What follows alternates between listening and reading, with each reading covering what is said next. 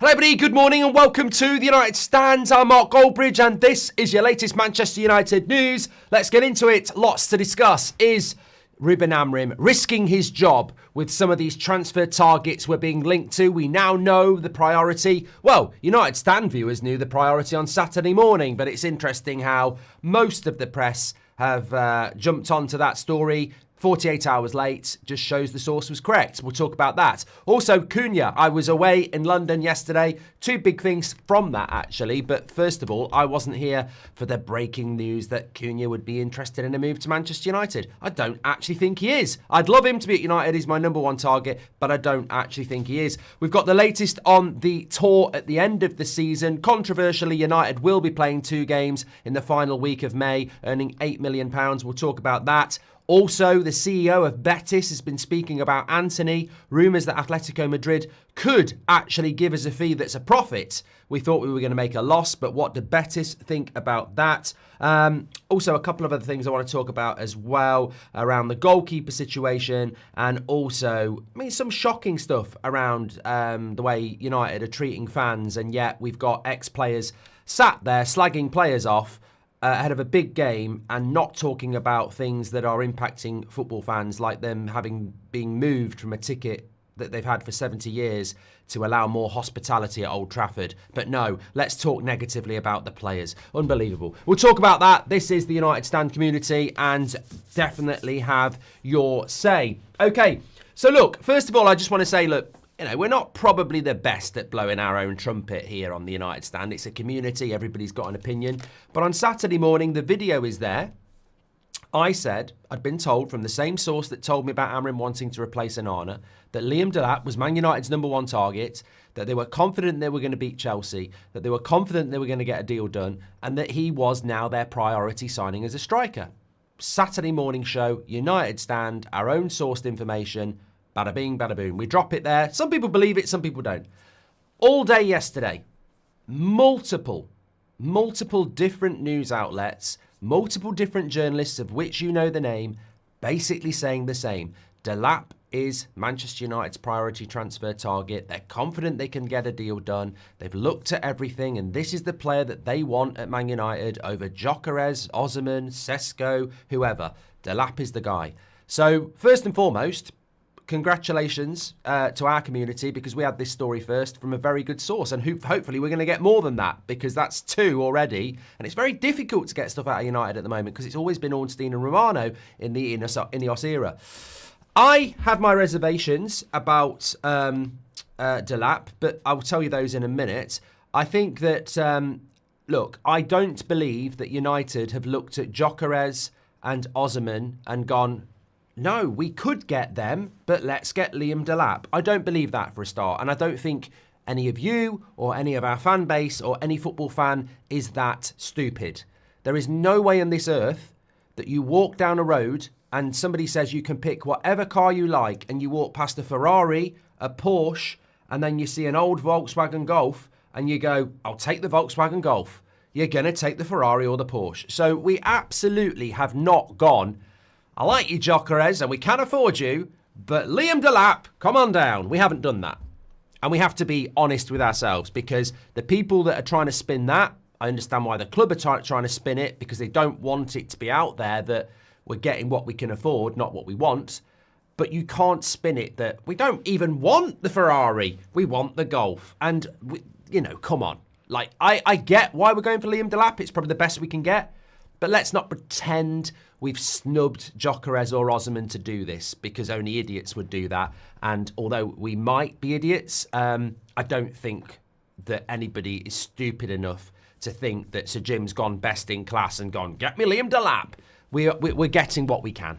And there's no doubt that Liam Delap's got a lot of potential, and it's not his fault, and we must support him if and when we get this deal done. I think it's highly likely to happen based on what I was told on Saturday. And I think Man United think they're going to get the deal done. And I think what we're seeing is that development of that. Now, with Cunha, the story came in from Ben Jacobs, who, can be quite good on this sort of stuff. I don't believe it either.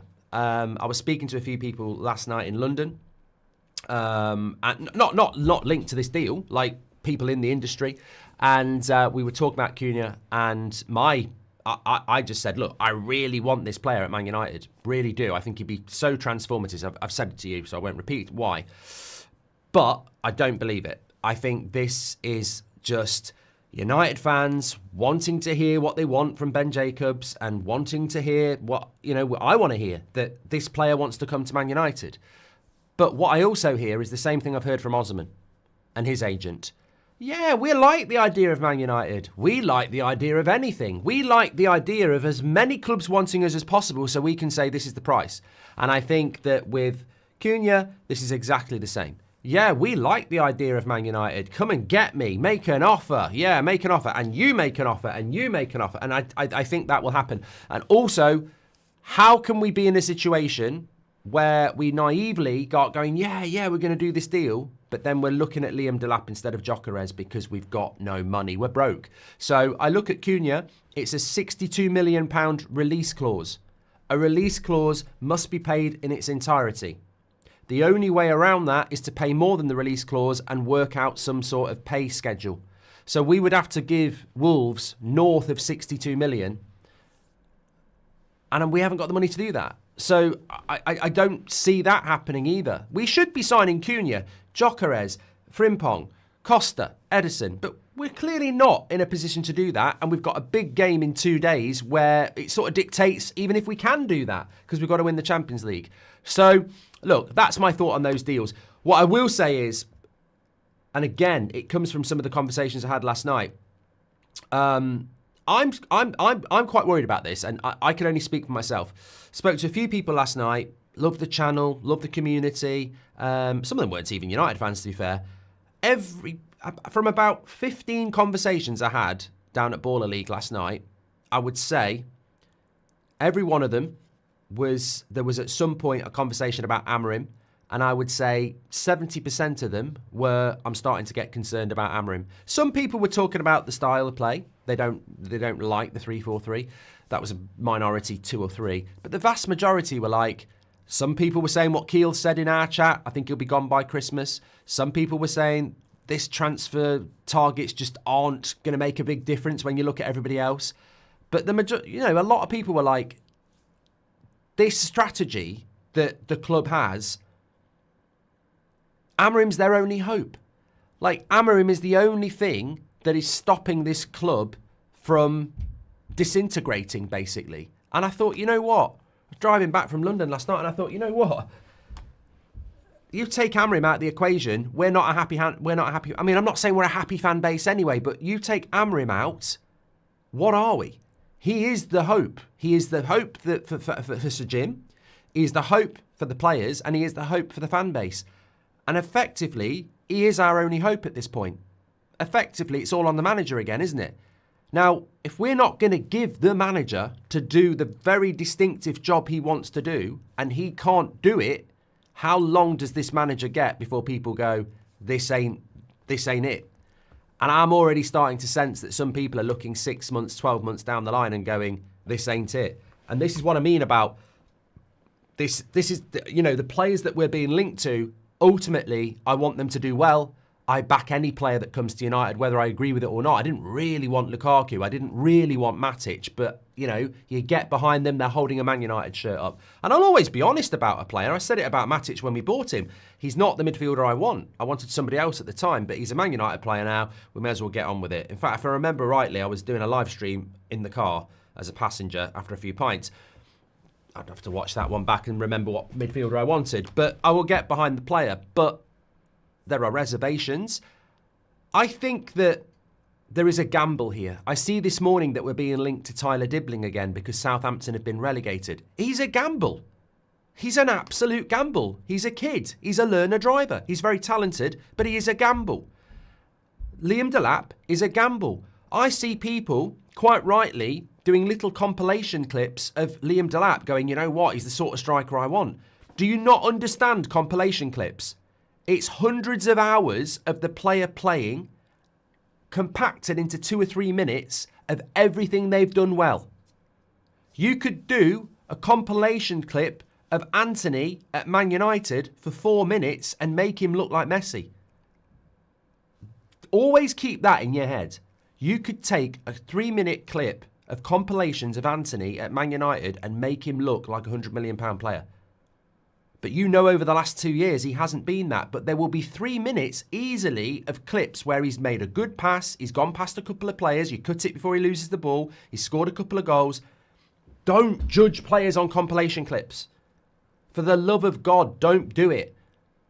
We've made some mistakes as fan base as well. I've done it, you know, you've done it. I mean, fucking hell, we had a very good goalkeeper who a large proportion of our fan base and the media and ex-players, we hounded out a really good goalkeeper because we thought we needed Rodri in goal.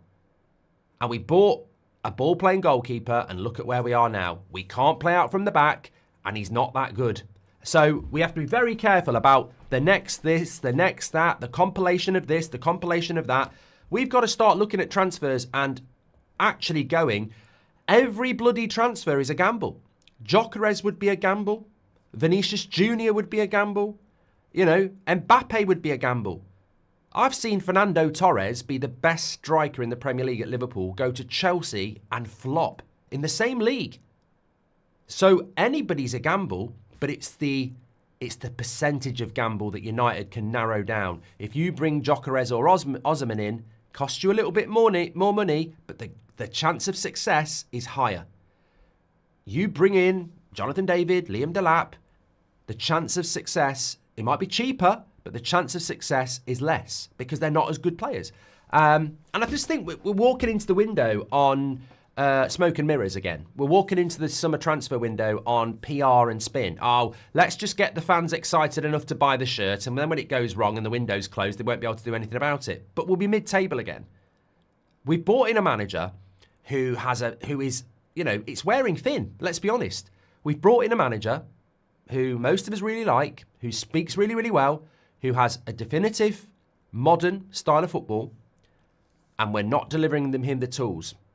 And the longer that goes on, the more the patience will run out and the more it will be on the manager. And I don't want it to be on the manager, but let's be honest, he is the only hope. And if they don't give him what he needs, then the patience will run out, and you know it and I know it. And that is very, very sad that we could be in that position within the next 6 to 12 months. And that is why you shouldn't be gambling on the summer transfer window because you haven't got any money. They've got to start telling the bloody truth. I don't want to hear more stories about Liam Delap is the priority striker for Man United. They've looked at Gyökeres, they've looked at Osimhen, and Liam Delap's the guy. Bog off. Stop talking shit. Tell the truth. We're financially in trouble. We haven't got a lot of money. We can't compete for Gyökeres and Osimhen for a multitude of reasons. Liam Delap's the best we can get. Because we're intelligent and, you know, realistic enough to know the truth. We might not like the truth, but we can handle the truth. You know? Was it Old Trafford for the derby? And honestly, Garnacho worries me. Body language as he arrived at the stadium, head down. Not one on-target shot, even at warm-up. Mentally, I think he checked out. He plays without fire, says Derek. Look, Derek, I've got a few places to go, but I'm never going to refuse the fact that you've done a super chat and you've put a good comment in. I heard Paul Scholes talking about this, that he's heard whispers about Mainu and Garnacho leaving, and that's what Sir Jim Radcliffe wants to do. Look, I'm trying to stay upbeat. If Liam Delap comes in, I hope he does well. If we get Cunha, I'll be dancing in the streets with my top off. But look, let's also be honest with ourselves. For some reason, money, United are more than happy for stories to be out there that Mainu might be sold and Garnacho might be sold. We've got to be realistic about this. The summer transfer window may not be what we hope it to be. We've been burnt many times before, and this could be the worst one yet. We might buy shit and sell good players because the club is in a mess. I think the Europa League, which I think we're going to win, will provide some respite. But if we don't win it, I don't even want to think about the alternative. Has Garnacho checked out? Look, I mean, I wasn't going to bring this into the show, but I think Paul Scholes there's a quote come out from Paul Scholes today, actually. I'll read it out for you now. Let me have a look at it. And Paul Scholes said whether the modern player can accept criticism. He says players can be a bit touchy. This year, a United player contacted me and wasn't happy with some of the things I was saying. He wanted to meet me at the training ground. I said, sure, no problem, and gave him my number, but he never got back to me. I mean, I wish he'd told us the bloody player because, look, I get it. I like Paul Scholes, legend as a player. I know he sometimes comes out with bullshit, but don't we all? Sometimes he comes out with absolute pearlers. So, he's being very open and honest there.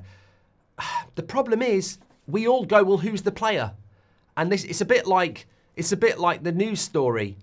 Dressing room leaks have told me, tell us the fucking leak. Tell us who the player is. Because if you're not going to tell us who the player is, we've got to either start unfairly predicting who it's going to be, or just say, I call bullshit. Because if you can't tell us who the player is, I don't believe the story. Now, I do believe the story, but I think tell us who the bloody player is. Because for Paul Scholes to have been contacted by a current Man United player who wasn't happy about some of the things he said, and they were going to meet up in a car park at the training ground, were they going to have a straightener? Were they going to have a coffee? And he didn't turn up anyway. So, look, I think it's Bruno. I think it's Garnacho. I think it's Rashford. I mean, we don't know who it is, do we? But I've got to be honest. Look, I've had contact from players, as you know. I'm never going to tell you who it is because I think that there's a professionalism to that. And whether it's a positive interaction or a negative interaction, whether it's a player's agent moaning, whether it's a player's agent being positive, I've been contacted by agents of other players at other clubs asking about why we're talking about their player and probably wanting us to talk about a player.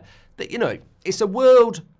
Maybe if I ever do that podcast, I will reveal it. There's some of the stuff and some of the interactions you have are incredible from where we started. But this is a massive community. We had the Delap story 48 hours before everybody else. So it's just what happens when you build this community and you work in this world. People are watching it. The first thing a player does when they get into the dressing room is this. They haven't got their own secret social media. They're on the same social media you are. They're on TikTok, they're on X, they're on Instagram, they're on YouTube. They're looking at the same things you are. They're being served the same things you are. So they're seeing these clips. They're seeing what Paul Scholes says, and they are human beings. I think that, Garnacho and Mainu might be sold in the summer. But my point is, and this is how we work on this community, we're talking about Scholes saying players are too touchy and they've been in contact with him. I've told you I've had contact over the years and over the weeks, really. It happens quite a lot. They're also reading what you're reading. They're reading Laurie Whitwell or David Ornstein say the club are thinking about selling Mainu and Garnacho. So on the one hand, Paul Scholes can say players are touchy and, the players contacted me. On the other hand, Paul Scholes, Roy Keane, etc., they never had to deal with, on a daily basis, journalists going, Man United want to sell this player. Man United want to cash in on this player. Man United want the pure profit from this player. They have got a lot going on. If you were Paul Scholes at 20, if you didn't read The Sun, you were fine. Go to training, go home, in a bubble, play football, don't read the newspaper, nothing's going to touch you. Social media is very different. These players have so many different things going on. And also they've grown up with it. If you're a 13-year-old who's going to be a Man United superstar in 10 years, you're probably watching the United Stand. You're probably listening to Paul Scholes. So they have different things going on. And also, I also think as well that Paul Scholes is a legend of Manchester United. When they go online and they read Amorim era, great account, saying, I think we should sell Garnacho, or I think we should bring Rashford back or whatever, they'll be like, oh yeah, but, I like that or I don't like that, but it's just a fan. Paul Scholes is a player who's been in that dressing room and has been successful. I think, I've said this before, I think the reaction on Sunday was poor from our ex-players because they know it's a big week and they're meant to be Man United fans and they are legends of the club and they have played the game, and there will be a different feeling from a current player to an ex-player than there will be towards a fan, because they'll expect a little bit more understanding having been in that situation. But the point is, and it's a long point, I think I think Scholes might be right. I think we might sell Garnacho in the summer. That was the original question. Whether that's a good thing or a bad thing, I think it's a bad thing. I think some of you think it's a good thing. But I think it's a bad thing for a different reason to you. You might want to sell Garnacho because you don't rate him and you want to cash in on him. And that is fine. I want to sell Casemiro because I think 350 grand a week for a bit part midfielder is incredibly bad business. But I think the club selling Garnacho, to me, is wrong. Whether it's Garnacho, Mainu, Collier, whatever, because we should never be selling to buy. That's what annoys me. We should never be selling players we don't really want to sell to generate funds to buy players we need. I don't think we're selling Garnacho or Mainu because we want to. I was actually told a few weeks ago, we don't want to sell Garnacho or Mainu on the footballing side because we're concerned it could be another Elanga. It could be worse than that. It could be, a really big error. Mainu goes somewhere and becomes one of the best midfielders in Europe. Garnacho goes somewhere and becomes one of the best wingers in Europe. That's from the footballing side. They're worried about that happening because they're 19 and 20. What could they be at 23 and how stupid we could look? So the footballing side are like that, but the business side are like, there's £50 million here that we can use to buy other players. We should never be a football club that is selling players to generate funds to buy other players. That is Everton. That is Brighton. We should not be doing it, but, some people want to. I would love Cherky for 22 million release clause, says Seb. I'm really looking forward to watching him. I hope we beat them, and I hope he plays really well, but I'm really looking forward to watching him. Robert McCormack says, Scholes has only really called out De Ligt. Yeah, Paul Scholes ain't going to meet De Ligt in a car park, is he? I mean, he might fancy himself, but I think De Ligt's a bit of a unit, and 20 years younger, so, yeah. And I don't think it's De Ligt. I don't think De Ligt would give a shit about what an ex-player is saying about him because he's actually had a good season. I would, look, I'm not here to speculate who's messaged Paul Scholes and said, let's meet up in the training ground or whatever, but British passport, I would pretty much be guaranteeing that. I don't think the foreign players give a shit, really. I think they give a shit about the club, but I don't think they actually let... you look at the likes of Bruno, De Gea, Martial, they never got involved in it. And they had way more criticism than the British players. Hope you enjoyed your birthday beers, Mark, says Rico. I haven't actually had them yet because I've been feeling a bit off and I was at Baller League yesterday, but I will do and I'll let you know when I do. Hope maybe Friday. Derek, thank you very much. I'm worried because it's cheaper to keep Rashford, Sancho and get Southgate. It's not what I want, but I'll eat my pants if they're not thinking it, says Keel.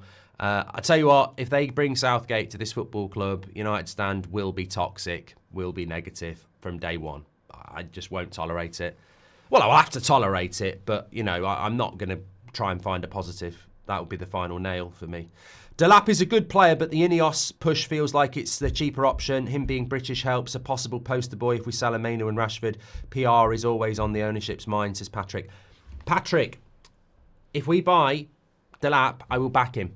If we buy Dibling, I will back him. They are good young players. But what terrifies me, and I think you're right about PR, and I think you're right about spin, but what worries me is it won't work. Stay away. It won't work. That's what worries me about it. I don't mind the PR and the spin because we can see it. But it's the mistake. That's what worries me. It's the gamble. If you bring in those types of players and the Gyökeres and the Osimhens of this world are going to our rivals who are already better than us, we won't close the gap and your gamble spin will be exposed, as it has been for the last 10 years. We're meant to be making different choices compared to the last 10 years. You can spin something in a summer. You can sell a few shirts when you're not playing games. You can say, oh, this is the player that we wanted, la, la, la. And then they all sit there in July holding hands and singing songs saying, we've done it, we've spun it, we've got the new kit, it's all being bought, Delap on the back, etc. But when the games start and you're mid-table, people call out the mistake. And that's when the problem starts. And who will ultimately pay the price for these mistakes? The manager.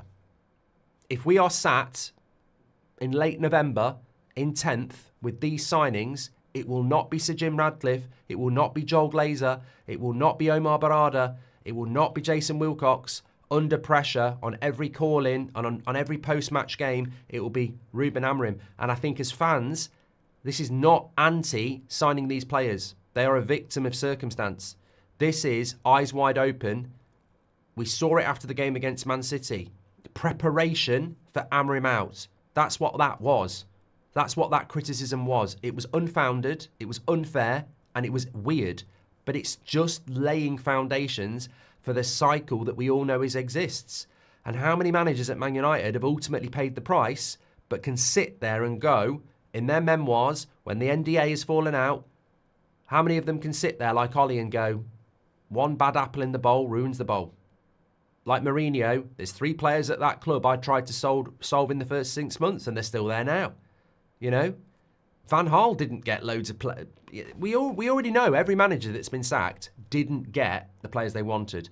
And if we're going to do it again, which it looks like we are, I know for a fact, you know for a fact, that when Amorim came in, Kenda, Gyökeres, maybe Humlen, you know, would be all players he would have been talking about coming to the club. And I guarantee you, United were like, yeah, just get him in. He'll forget about it. And then you hit May. Remember you said Gyökeres, Kenda and Humlen? Delap, no right wing back, and who else can we get cheap in the midfield? I don't know. Guess who? We'll tell you in a couple of weeks. English players are weak in the mind. We do not need more players from the Premier League, just not English players, says Trey. Welcome to Members Club, High Fly Man United. Also, why are Chelsea going for Delap over others, says Robert McCormack. I think this is a great question from you, Robert. I think Chelsea's recruitment is not that good, if I'm being completely honest. I can't. No, it'd be wrong of me to say who told. Right, okay, I'm not going to go down that road. Put it in my own words. I think I was on That's Football the other day, and somebody was talking about who's going to win the league next year, and somebody mentioned Chelsea, and I said absolutely not. Chelsea do not look like a team that's going to win the league anytime soon. They need a world-class striker, they need a world-class goalkeeper, and they probably need another 2 top-class players. Chelsea have done really well at spending £2 billion on nothing, really. I mean, obviously, they've got some good players like Caicedo and Cole Palmer, but I look at Chelsea and I don't think they're massively ahead of us. I think they've done very well to put themselves where they are. But they're nowhere near winning a league, and yet they've spent £2 billion. So my answer to your question is, Robert, is why are Chelsea looking at Liam Delap? Probably because that's what they've been doing for the last 2 years, looking at the wrong players to get them where they need to be. They've accumulated a lot of players on long contracts, on instalments, and I don't get what their plan is really, because there's a hell of a lot of players there that they spent a lot of money on, and I don't get it. So I wouldn't look at Chelsea's recruitment and go, oh, if Chelsea want Delap, we're obviously on to something. Look, Delap's not a bad player, but he's a learner driver. Please, no more young players, says Magnus. We need players that are experienced and can deliver now. If not, we won't be back for 10 years. Carol J says, happy birthday. Thank you very much, Carol. Mark, did you see the 5 Live call-in about fans losing their seat to hospitality? I think that's the biggest story of the week. Treating fans like crap, says Acid23. I wanted to actually talk about this because I think it's absolutely disgusting. And purposely, I sort of have to bring it in a little bit later into the show because obviously people just want to talk about transfers and stuff. Now, I'm still going to talk about Antony. I want to talk about a couple of other things as well. But I saw this, admittedly, I only saw this yesterday, and I was like, I'm mentioning this on the news show in the morning. So basically, there was a fan at the game on Sunday who held up a picture, held up a piece of paper that says 74 years of loyal support for what? His name is Michael Carney, and effectively, he is somebody who has basically, the club have basically said, we've identified a small number of general admission tickets directly adjacent to the home and away dugouts that will be converted to hospitality seats this summer. This reflects the high value of this unique location and will help us to raise hospitality revenue to keep general admission season ticket prices lower. So effectively, what this is all about is it's moving fans, moving ordinary fans who've been going for years and years to accommodate more hospitality. Now, I'll be honest, I know why the club are doing it. They're doing it to raise money. But it's still disgusting, the treatment of these long-serving legacy fans, as they like to call them, who get moved for the prawn sandwich brigade. And I don't think there's a fan out there that think this is a good idea. I see a football club that is doing it to raise a bit of money. But this is a football club that is hundreds of millions of pounds in debt and spends tens of millions of pounds every year servicing that debt, not bringing it down, just paying the interest on it.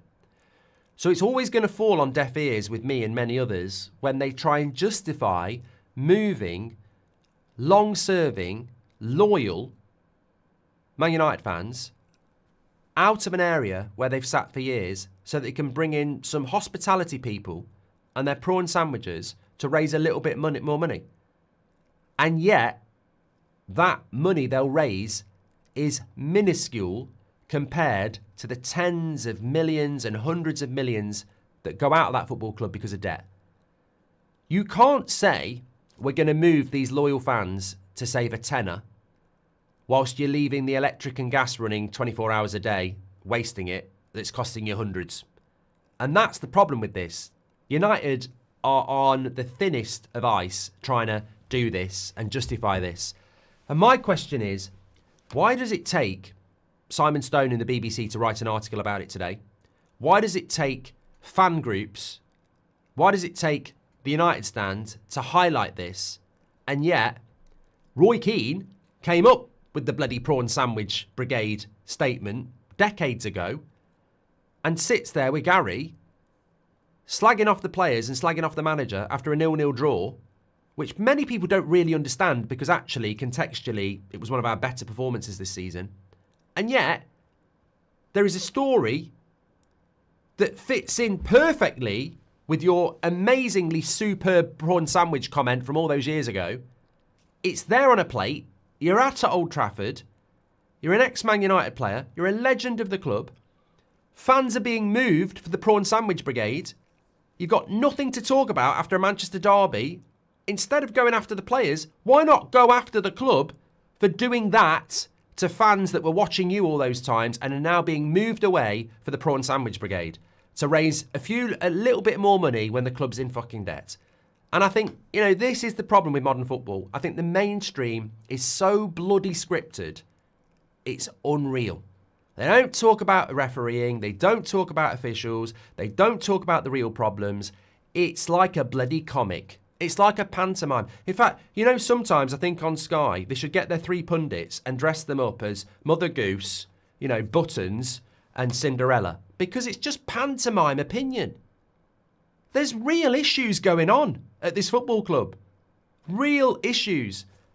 And there's a guy holding up a piece of paper telling you those issues. And there's a guy in Roy Keane, a legend, who came out with that prawn sandwich brigade years before this. And he could be sat there being fed by the producer. This is what's going on, Roy. What's your thoughts on it? And I'm sure he'd be happy to talk about it. But they won't do it. Well, we will do it. And other people will do it. But we won't get the exposure that everyone else will get for it. But it's bloody disgusting. Fans, and I don't care about time served, but on this case, fans that have been going for decades being moved for the prawn sandwich brigade to raise a little bit more money. It makes no sense when the club is spewing out millions on debt.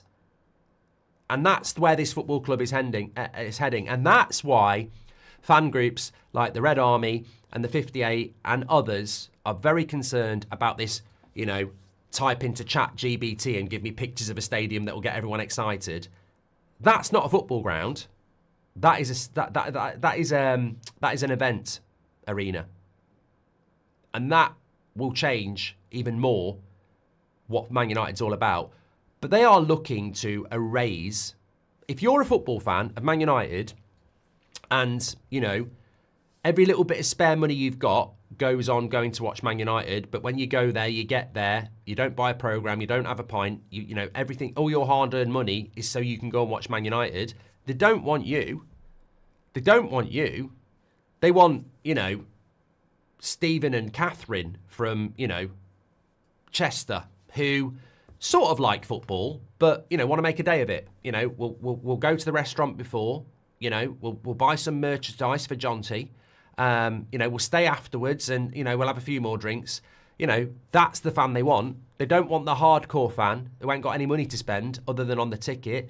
They want the money. They want the people with the money in their pocket. And that's just that again. But, you know, football's losing its identity absolutely everywhere. Absolutely everywhere. And let's bring it back. You know, I've had my say on that. I think it's disgusting. And I think it's disgusting that that wasn't covered by Gary and Roy.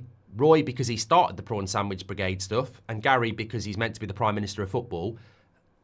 Why aren't they talking about it? But you know what? I think this comes back to what Patrick was saying as well. I think United are trying to get us to pay more for shit. I think they are trying to sell us shit.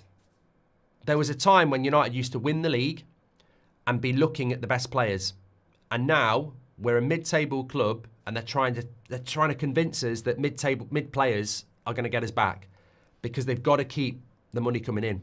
And we're being, I think my big concern is, and I hope I'm wrong, is that we're being sold a red herring.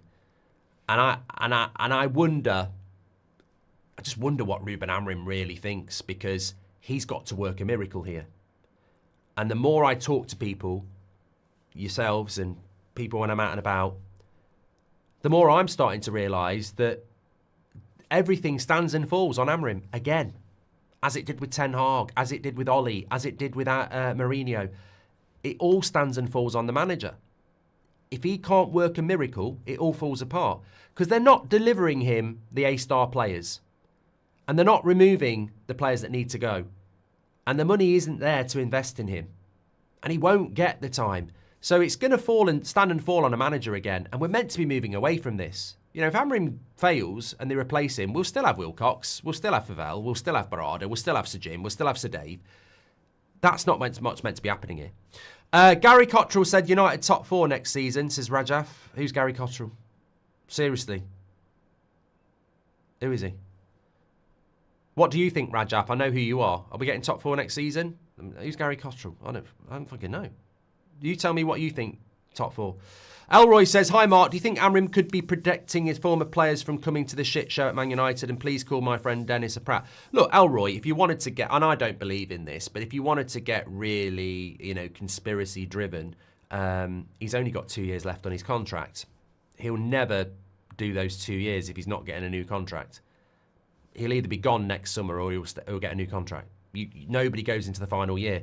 So if you want to get real, he's got 12 months left on his contract, unless they give him a new one. Nobody goes into the last year. So they've either got to extend him or he'll walk. So, or they'll pay him off. We might only have 12 months left of Amorim. I don't think we will. I think he'll be here a long time. But technically, that contract's not very long. And technically, no manager goes into their last year. I know Pep did, but look at the problem it caused. I know Sir Alex did years ago, but he signed a new one very quickly. You don't go into a final year, really. So he's got 1 year to get a new contract. Will they give him a new contract? Best and maybe only example of young team that worked is Ajax in 95, but they still had plenty of players at 27 or older to balance out the kids, says Forms. If I remember correctly, Danny Blind was one of them, yeah. Chuffbridge says, if you had to choose, would you rather sign Gyökeres and Dibling or Delap and Cunha? I'd take Gyökeres, yeah. I think the experienced striker is more important than the, even though Cunha is my favourite signing, I still would go with Gyökeres and Dibling over Delap and Cunha, because I think Gyökeres is ready to go now and Dibling is good potential. And we've still got the likes of Ahmad, Bruno, Garnacho, and we've got some young players coming through. Did you see the... I've done that one, thank you. Okay, let me talk to you about Antony. This is obviously quite good news, actually. It's quite topical news, an interesting news show. Thank you, everybody. Really enjoyed it. Good to be back. Make sure you smash the like on the video. Remember, it's 7 o'clock tonight, by the way, as well, because I am doing Arsenal against Real Madrid at 8. So we're 7 o'clock tonight. We've got a 2 o'clock show as well. So CEO of Betis has basically come out talking about Antony's future and said that, look, when he came to the club in January, it really wasn't seen as something that was long-term. It was about a short-term thing and see how it went. It's gone really well for the Man United. It's gone really well for Antony. It's gone really well for us. And we're moderately optimistic that this can continue. There's a World Cup next year, and effectively, it's benefiting everybody. So I don't know about this, because obviously there was a story about Atletico Madrid and 75 million euros, which would be incredible. Now, I forget what we need from Antony to break even, because obviously there's this amortization thing, and we paid 80 million and he's still got a couple of years left on his contract. So I think we need about 25, 30 million just to break even and not make a loss. And we won't make a loss. We can't make a loss. If we can't get what we need, we'll loan him again and have his wages covered again. I get the feeling Betis won't. It's 32 million marks as sports legacy. Thank you. Yeah. Thank you, Nathan Walzer as well. Yeah, a few people have said that. I knew it was around 30 or 25. So we need 32 million. We do well to get that. But I'm starting to think, look, Betis drew with Barcelona on Saturday night, and they're in the top 5. Like, they're having a really good season. They could get Champions League football. And they're having a good, not just because of that. Antony's done well, but they're not a one-man team. They're having a really good season. If they get Champions League football, could they put an offer in for Antony? If they get Champions League football, could Atletico Madrid put an offer? Look, his star is flying high at the moment. It's the same with Mason Greenwood when he was in La Liga. Atletico Madrid, Barcelona were looking at him. You go into La Liga and you do well, the bigger clubs will take a look. And I think this is what's going on with Antony at the moment. This is exactly what we wanted with Rashford and Antony. A situation where both have done well and clubs are looking at both players, because then that means we can at least recoup our money. Best case scenario, Antony keeps doing what he's doing, Atletico Madrid really like him and say there's 40 million. We make 8 million profit. Yabba-doo. Yabba-dabba-doo. So, look, it's looking good. I don't know whether Betis are going to have the money to buy Antony, but if they get Champions League football, they might do. It's going really well. It's going really well for the player. It's going really well for Man United. And if it continues like this to the end of May, a situation I don't think anybody thought was going to happen could happen, where we actually make our money back and move a player on. Would you take him back at United? No. I think there are nice ways of saying no. There are horrible ways of saying no. There are pragmatic ways of saying no. I'm going to go with the pragmatic. I'm feeling positive this week. I'm feeling positive about Thursday. I want United to win the Europa League. We have to win the Europa League. And even if we do win the Europa League, I still think we're not going to have I think it's really important to say that if we win the Europa League and we get in the Champions League, we can't go and buy Gyökeres and Frimpong and everybody else. I still don't think there'll be a lot of money, even with the Champions League. I think some people are there. If we get Champions League football, we'll have so much money to spend. We won't. We might have another 100 million, because let's be thinking about it. You make about 80 million from being in the Champions League. So, yeah, it's a swing of about 100 million, isn't it? But we owe 90 this summer on transfers. We have debt. You know, we are still in financial trouble, even if we get Champions League. The problem is if we don't, that is terrifying. So I think that in relation to Antony, if we brought him back, it's a little bit like going back to an old girlfriend or boyfriend. You know, you might see them after a break, have a drink, get on really well, have a good laugh, reminisce. They're doing well, they're looking well. Let's give it another go. But within no time, the old problems will arise. And also, you'll be being judged more by your friends and family that this won't last. And it's exactly the same with a footballer. You know, Antony's doing really well. Smile on his face. United are like, we're really pleased for you. Bring him back. You bring him back. Tour goes well. Couple of bad games. Oh, I don't know why I did it. We don't know why we did it. The media are going, why did they do it? Why did they do it? It won't work. So, you're retreading old ground, and I wouldn't bring him back for that reason. And also, he's obviously very. I've seen I've watched some of the stuff for Betis. I was very intrigued, and I watched some of it, and he looks like the player he was at Ajax, and I don't sort of get it. You know, at Ajax, Eredivisie, he was in the Brazilian squad. I really was excited about this player. La Liga looks like he's, getting back to that sort of player again. Premier League, I don't know, just doesn't suit it. He's not the first player. Actually, you know what? It's not rocket science. He's not the first player in the world that looks good in other leagues and struggles in the Premier League. It happens. I've seen players go from the Premier League to the Italian League when the Italian League was good and struggle. It's just the way it is. Cash in, move on. That's it for me. And hopefully he continues to do well. They've announced it this morning. The Asian tour has been announced. If I get this right, we're playing an All-Stars team on the 28th of May, and then on the 30th of May, we're playing another team. We're going to earn £8 million from this. Two things. One, £8 million, great. It's like moving the fans so you can get your hospitality. What do you want me to do? Knock one out? Oh, £8 million to fly over to the side of the world. Yeah, great. Brilliant. How much are you going to pay? Is that paying off the debt interest by any chance? Of course it bloody is. So I'm not getting excited about £8 million flying over to the other side of the world at the end of the season. Oh, £8 million. Oh, 35 million on debt interest. Great. Piss off. Vultures. Second thing. Never, ever, ever come out talking about bloody injuries again. If you're going to be so fucking stupid as to fly players over to the other side of the world at the end of a demanding season to play meaningless friendlies, and then you're going to moan about injuries, no. Sorry. Don't come out moaning about injuries next season. Don't come out moaning about injuries. If you're going to do that in the modern game, jog on. It's as simple as that. That you can't have excuses. Footballers are playing too many games.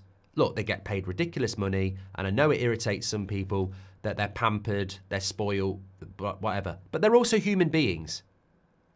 You can't keep doing this with footballers to make a little bit of money. And what bothers me is, at some point next season, there'll be a couple of key players missing for a month because of a muscle injury. And some of us will go, well, what do we expect? There's an opportunity here for players to finish the season and have a week off. No, get on a plane, we're going to the side of the world. And that's it. Like, people will go, oh, it's only 2 games. It's only halfway around the world. It's a week off for these players who get next to no time. A week off with their families to recharge the body and mind. No, get on a plane for 8 million. We're going to...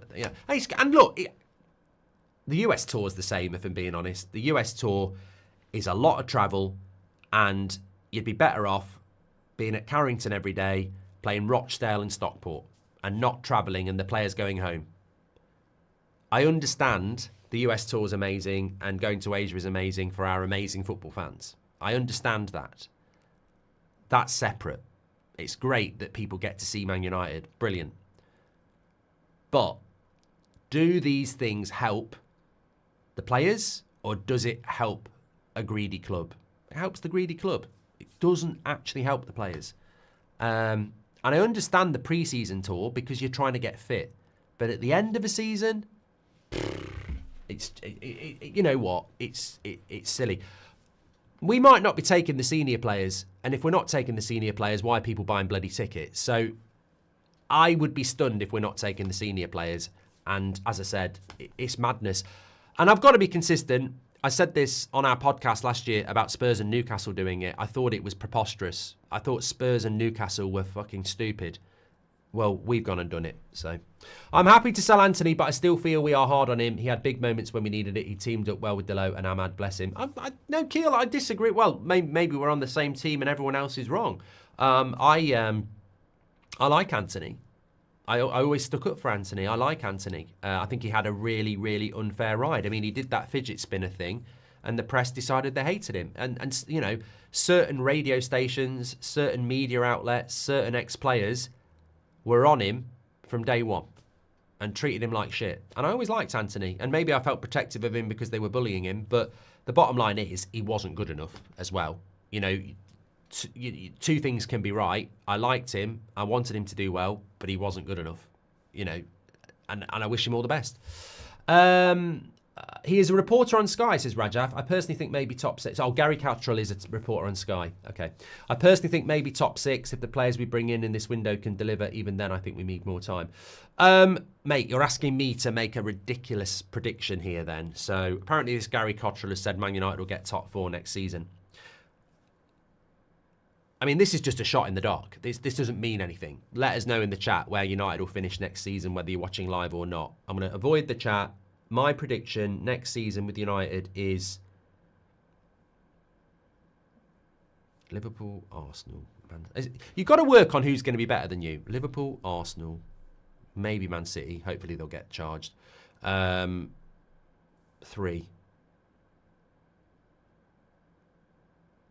Villa, 4. Newcastle, 5.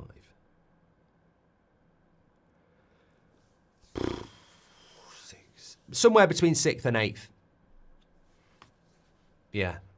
Somewhere between 6th and 8th. Especially if we're not in Europe. That'd be fucking horrible. But somewhere between 6th. Look, it could easily be worse. I don't see any better than 6th. I don't see any better than 6th. I don't see how we'd be any better than 6th. Because the players can't play his system. And they're not going to be able to play it next year, even with the pre-season. And the players he's going to bring in, if they're learner drivers, they've got to learn. So I don't see how you go to top 4 because you need players that understand his system who can hit the ground running, and that's not what we're looking at. So logically, the highest would be 6th. The lowest would be 8th. I'm giving a narrow window there. But, you know, I want to be positive, but realistically, this team without any more experience isn't going to become any more experienced, and with more learner drivers it's going to become more of a project. So I see next season as a project again. 6th, yeah, which would be a big improvement from maybe 13th. Peter says he's got a date. Any tips? I really don't know what to do. She comes over to my city, she'd probably expect something like the show. This might sound quite condescending to your date, but make eye contact as much as possible, not to a ridiculous level, and sound, you know, appeal interested. Ask them about them. Appeal interested. Thank me later. Take care, everyone. Thanks, everyone, for watching. Make sure you smash a like on the video and subscribe. We are back, obviously, at 2 o'clock. I'm on here at 7 o'clock, and then I've got That's Football tonight as well. So really good to be back. Hopefully you enjoyed the show. Take care, everyone. Good luck to Peter on his date, and stay safe, everyone. I'll speak to you all in a bit.